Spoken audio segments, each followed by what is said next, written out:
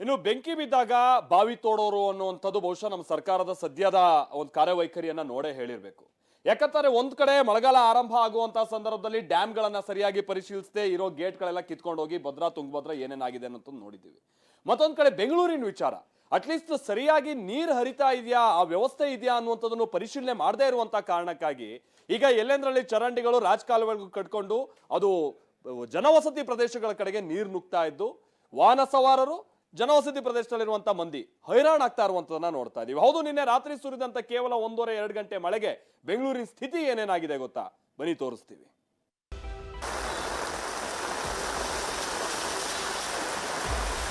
Apartment ನೀರು ನುಗ್ಗಿದ್ದು ಅದನ್ನ ಸರಿ ಮಾಡೋಣ, ಅಂತರ್ಜಲ ಹೆಚ್ಚಬೇಕು.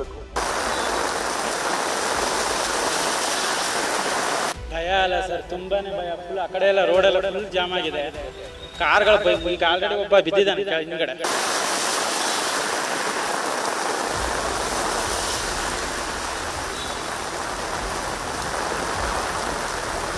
ನರಕ ದರ್ಶನವೇ ಆಗಿತ್ತು. ಮನೆಗಳಿಗೆ ನೀರು ನುಗ್ಗಿತ್ತು, ರಸ್ತೆಗಳು ಜಲಾವೃತವಾಗಿತ್ತು. ಮುಂಜಾನೆ ಸುರಿದ ಒಂದೇ ಒಂದು ಮಳೆ ಬೆಂಗಳೂರಿನಲ್ಲಿ ನಾನಾ ಅವಾಂತರಕ್ಕೆ ಕಾರಣವಾಗಿದೆ. ಕೆಲ ಕಡೆಗಳಲ್ಲಂತೂ ಪರಿಸ್ಥಿತಿ ಹೇಳತೀರದಾಗಿತ್ತು. ಗುಂಡಿಗಳಲ್ಲಿ ನೀರು ತುಂಬಿದ್ರಿಂದ ವಾಹನ ಸವಾರರು ಪರದಾಡಿದ್ರು.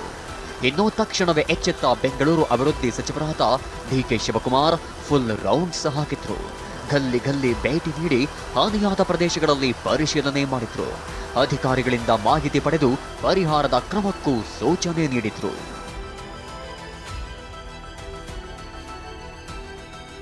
ಬೆಂಗಳೂರಿನಲ್ಲಿ ಮಳೆ ಅವಾಂತರ, ಡಿಸಿಎಂ ಡಿಕೆ ಸಿಟಿ ರೌಂಡ್ಸ್. ಗಲ್ಲಿ ಗಲ್ಲಿಗೂ ಭೇಟಿ, ಮಳೆ ಹಾನಿ ಪ್ರದೇಶದಲ್ಲಿ ಪರಿಶೀಲನೆ.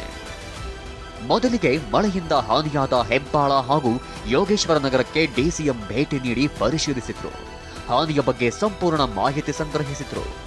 ಇನ್ನು ನಾಗವಾರದಲ್ಲಿ ಮಳೆಯಿಂದಾಗಿ ಭಾರೀ ಅವಾಂತರವೇ ಆಗಿತ್ತು. ಅಲ್ಲಿಗೂ ಭೇಟಿ ಕೊಟ್ಟ ಸಚಿವರು ರಸ್ತೆಯ ಅವಾಂತರ ಬಗ್ಗೆ ವೀಕ್ಷಣೆ ಮಾಡಿದ್ರು. ನಂತರ HBR ಲೇಔಟ್ನ 5ನೇ ಬ್ಲಾಕ್ಗೂ ಭೇಟಿ ಕೊಟ್ಟರು. ರಾಜಕಾಲುವೆ ಕಾಮಗಾರಿಯನ್ನ ವೀಕ್ಷಣೆ ಮಾಡಿದ್ರು.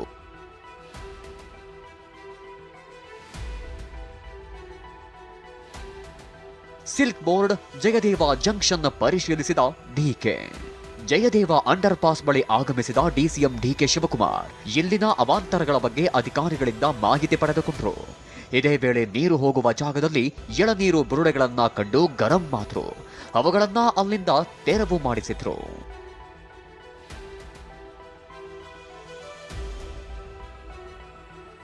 ಇನ್ನು ಮಾರುತಿ ಸೇವಾ ನಗರದಲ್ಲಿ ಮರ ಬಿದ್ದ ಪರಿಣಾಮ 6 ಮಂದಿಗೆ ಸಣ್ಣ ಪುಟ್ಟ ಗಾಯಗಳಾಗಿದ್ವು.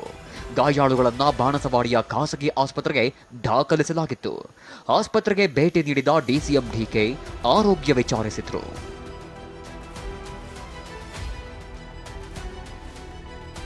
ಬಳಿಕ ಮಾತನಾಡಿದ ಡಿಕೆ, ಗಾಯಾಳುಗಳ ಆಸ್ಪತ್ರೆ ವೆಚ್ಚ ಬಿಬಿಎಂಪಿ ನೋಡಿಕೊಳ್ಳಲಿದೆ ಅಂದ್ರು. ಅವೆಲ್ಲ ನಾವು ನೋಡ್ತೀವಿ ಬಿಡಿ, ಹಾಸ್ಪಿಟಲ್ ಎಲ್ಲ ಅದೆಲ್ಲ BBMP will take care of it. ಇಷ್ಟೆಲ್ಲ ಆದ್ಮೇಲೆ ಸಿಲ್ಕ್ ಬೋರ್ಡ್ನ ಒಂದಿಷ್ಟು ಕಡೆ ಡಿಸಿಎಂ ಡಿಕೆ ಶಿವಕುಮಾರ್ ಪರಿಶೀಲನೆ ಮಾಡಿದ್ರು. ನಗರದ ತೂಬರಹಳ್ಳಿಯಲ್ಲಿ ವಾಹನ ಸವಾರರ ಪರದಾಟ ಹೇಳತೀರದಾಗಿದೆ.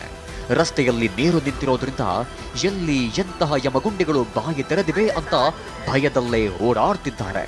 ಭಯ ಅಲ್ಲ ಸರ್, ತುಂಬಾನೇ ಭಯ. ಫುಲ್ ಆ ಕಡೆ ಎಲ್ಲ ರೋಡ್ ಎಲ್ಲ ಫುಲ್ ಜಾಮ್ ಆಗಿದೆ. ಕಾರ್ಗಳು ಈಗ ಆಲ್ರೆಡಿ ಒಬ್ಬ ಬಿದ್ದಿದ್ದಾನೆ ಹಿಂದ್ಗಡೆ.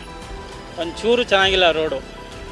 ಲೈಟು ನೈಟ್ ಹೊತ್ತು ಬಂದರೆ ಲೈಟು ಹೊತ್ತಲ್ಲ, ಒಂದೊಂದು ಎಲ್ಲ ಫುಲ್ ಖರಾಬ್ ಆಗಿದೆ. ಈ ರೋಡಲ್ಲಿ ಮಿನಿಮಮ್ 3 ವರ್ಷದಿಂದ ಓಡಾಡ್ತಾ ಇದ್ದೀನಿ. 3 ವರ್ಷದಿಂದನೂ ಇದೆ ಪರಿಸ್ಥಿತಿ. ಎಲ್ಲ ಬ್ಲಾಕ್ ಆಗಿದೆ ಸರ್. ಏನು ಕ್ಲೀನ್ ಏನು ಮಾಡಿಸ್ತಾ ಇಲ್ಲ. ಈ ರೋಡ್ ಯಾರು ಟಚ್ಗೆ ತಗೋತಾ ಇಲ್ಲ ಸರ್. ಇಲ್ಲಿ ಯಾರು ಓಡಾಡಲ್ಲ ಅಂತ ಹಂಗೆ ಬಿಟ್ಟುಬಿಟ್ಟಿದ್ದಾರೆ. ಹೆಬ್ಬಾಳದ ಹಲವು ಕಡೆ ಮಳೆ ಅವಾಂತರದಿಂದಾಗಿ ಸವಾರರಿಗೆ ಟ್ರಾಫಿಕ್ ಬಿಸಿ ತಟ್ಟಿದೆ. ಸರಿಸುಮಾರು 4 ಕಿಲೋಮೀಟರ್ ವರೆಗೆ ವಾಹನಗಳು ಲಾಕ್ ಆಗಿದ್ವು. ಒಟ್ಟಾರೆಯಾಗಿ ಒಂದೇ ಒಂದು ಮಳೆ ಬೆಂಗಳೂರಿನಲ್ಲಿ ನಾನಾ ಅವಾಂತರಗಳನ್ನೇ ಸೃಷ್ಟಿಸಿತು. ತಕ್ಷಣವೇ ಎಚ್ಚೆತ್ತ ಬೆಂಗಳೂರು ಅಭಿವೃದ್ಧಿ ಸಚಿವ ಡಿಕೆ ಶಿವಕುಮಾರ್ ಗಲ್ಲಿ ಗಲ್ಲಿಗೂ ಭೇಟಿ ನೀಡಿ ಪರಿಶೀಲನೆ ನಡೆಸಿ ಪರಿಹಾರದ ಕ್ರಮಕ್ಕೆ ಮುಂದಾದರು. Bureau report TV9.